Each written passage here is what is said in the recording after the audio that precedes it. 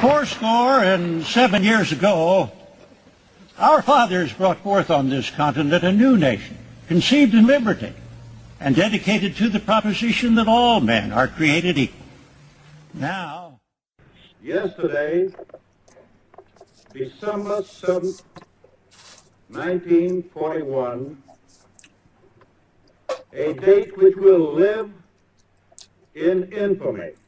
And so, my fellow Americans, ask not what your country can do for you, ask what you can do for your country. Free at last! Free at last! Thank God Almighty! We are free at last!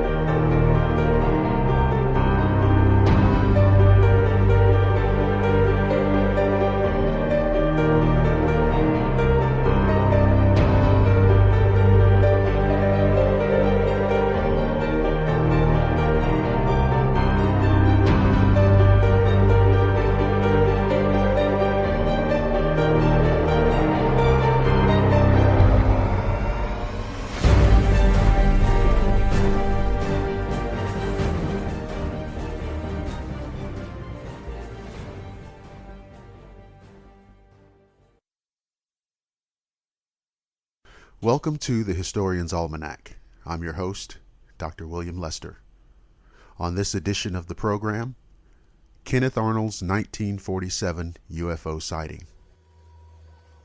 Although the history of UFOs can be traced back to early cave drawings, pictures, and folklore, the modern era of the study of UFOs is usually believed to be the 1947 sighting report of 9 flying saucers made by pilot Kenneth Arnold on June 24, 1947. Arnold was aiding in the search for a missing plane when the sightings occurred. He did not believe his story would be believed, but swore that it was true. Arnold related his sighting to the Chicago Daily Tribune. The first thing I noticed was a series of flashes in my eyes as if a mirror was reflecting sunlight at me. I saw the flashes were coming from a series of objects that were traveling incredibly fast. They were silvery and shiny and seemed to be shaped like a pie plate. What startled me most at this point was that I could not find any tails on them. Arnold estimated that the objects were flying at an altitude between 9,500 and 10,000 feet and at great speed. After clocking them from Mount Rainier to Mount Adams, he arrived at an estimated speed of 1,200 miles per hour. It seemed impossible, he said, but there it is. I must believe my eyes. The term flying saucer was coined, not by Arnold, but a reporter. Arnold made the statement that the objects moved like a saucer would if you skipped it across the water. East Oregonian newspaper reporter Bill Biquette paraphrased Arnold's statement when he placed the story on the AP Newswire. Arnold's term, saucer-like, became flying saucers. The U.S. military attempted to ignore the press reports of Arnold's sighting, but as the story grew, they felt compelled to take action. A meeting to discuss a course of action was held at the Pentagon on July 7, 1947, only a few days after the events in Roswell, New Mexico. Taking charge was Chief of the Army Air Force Air Intelligence Requirements Division, General Shulgin. The group made the decision to follow up on qualified observers' reports of flying discs. 3 days later, Arnold received a request from Continental Air Command to appear for an interview regarding his report. 2 counterintelligence corps investigators would carry out the investigation. The results of this session were included in Project Blue Book.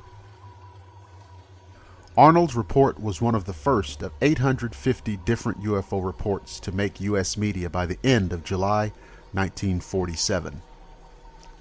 More than anything else, Arnold was in the right place at the right time to forever be an important part of the history of UFOs.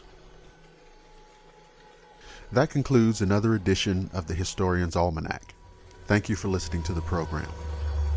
I'd like to invite you to listen to my other program, Agenda Earth, with my co-host, Mark Zaski. That program can be heard on the Crypto Reality YouTube channel, the Crypto Reality Facebook page, and the Agenda Earth Facebook page. The Historian's Almanac can be heard on the Blackwater Media YouTube channel and the Historian's Almanac Facebook page. I'm Dr. William Lester, reminding you that history comes alive on the Historian's Almanac.